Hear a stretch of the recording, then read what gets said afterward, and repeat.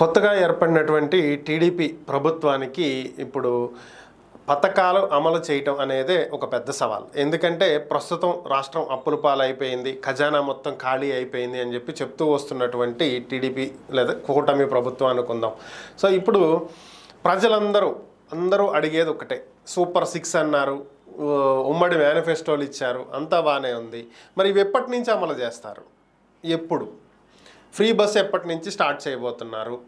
Mega DSC అన్నారు, notification ఎప్పటి నుంచి ఇవ్వబోతున్నారు? ఇక మిగిలినటువంటివి తల్లికి వందనం అని, లేదంటే మహిళలకు 18 ఏళ్లకే 1500 రూపాయలు ప్రతి నెల ఇచ్చేదని, 3 గ్యాస్ సిలిండర్లని, ఇలా ఏవైతే మీరు చెప్పారో ఇవన్నీ అసలు ఎప్పటి నుంచి అమలు అవుతాయి? అసలు సంక్షేమ పథకాలు అమలు చేసే ఉద్దేశం ఉందా లేదా? ఇది ప్రజల మధ్యలో మెదులుతున్నటువంటి ఒక ప్రశ్న. దీనికే టీడీపీ చెప్పుకోవడానికి ఒక అస్త్రం దొరికింది. అదేంటి అంటే పెన్షన్ పెంపు.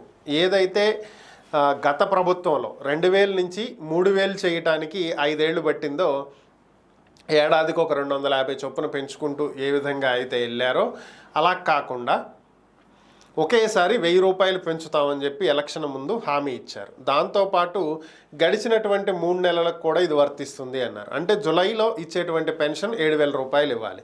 దానికి తగ్గట్టుగానే చంద్రబాబు నాయుడు మొదట చేసినటువంటి 5 సంతకాల్లో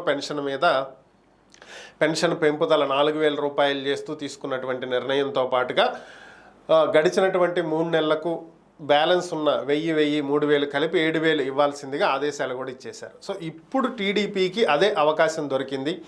మేము సంక్షేమ పథకాలు అమలు చేయడానికి, మేనిఫెస్టోలో మేమిచ్చినటువంటి హామీలను అమలు చేయడానికి ఖచ్చితంగా చిత్తశుద్ధితో మేము కట్టుబడి ఉన్నాం. మేము ఏదైతే హామీలు ఇచ్చామో అవి నెరవేరుస్తాం.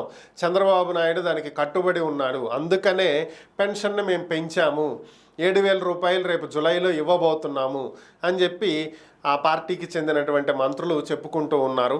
సో దీనికి సంబంధించే మంత్రి ఆనం రామనారాయణ రెడ్డి కూడా ఒక మీడియా సమావేశంలో స్పష్టత ఇవ్వటం జరిగింది. పథకాల అమలుకు ఇచ్చినటువంటి హామీలకు మేము కట్టుబడి ఉన్నాం, ఖచ్చితంగా అన్నీ అమలు చేస్తాం. దీనికి బెస్ట్ ఎగ్జాంపుల్ పెన్షన్ పెంపుదలే. వచ్చే జూలై 1వ తేదీన వాలంటీర్లతో సంబంధం లేకుండా సచివాలయ సిబ్బందితో ఇంటి వద్దకే 7000 రూపాయలు పెన్షన్ అందజేస్తాము అని చెప్పి స్పష్టంగా మరొకసారి ప్రకటించడం జరిగింది. లబ్ధిదారులు కూడా ఎప్పుడు 7000 వస్తాయా అనే ఎదురు చూస్తున్నారు. మొత్తం 65 లక్షల మంది పెన్షన్దారులు ఉన్నారు. వీళ్ళందరికీ కూడా ఇస్తామని చెప్పి క్లారిటీగా మాట ఇచ్చారు. మరేం జరిగిద్ది అనేది చూడాలి.